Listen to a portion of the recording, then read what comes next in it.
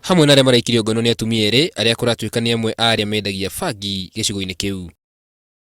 Inaonekana kwamba hao mama ndio middlemen, kuna suppliers wakubwa. Kwĩrwo acio marahithũkĩrwo nĩ abithaa borithi mena mĩthogoto 10 ya bangi itũũra-inĩ rĩa Kayole mwena wa Naivasha, na gũgĩkinya rĩu nĩ andũ 12 maikĩtio ngono magĩkuruhanio na wendia na ũhũthĩri wa bangi gwa kahinda ga ciumia 2 hĩtũku. Hii bangi tuna suspect inatoka upande wa Patea na ingine inatoka upande wa Western na upande wa Nyanza. Askari wako macho 24 hours, wanafanya raid 24 hours.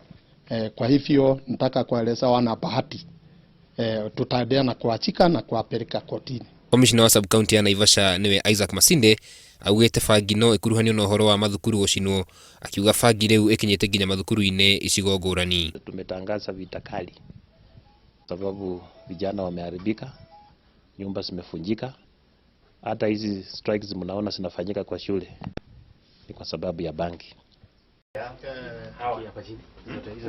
Ngĩribotera Inooro TV, njĩtagwo Karuga wa Mwangi.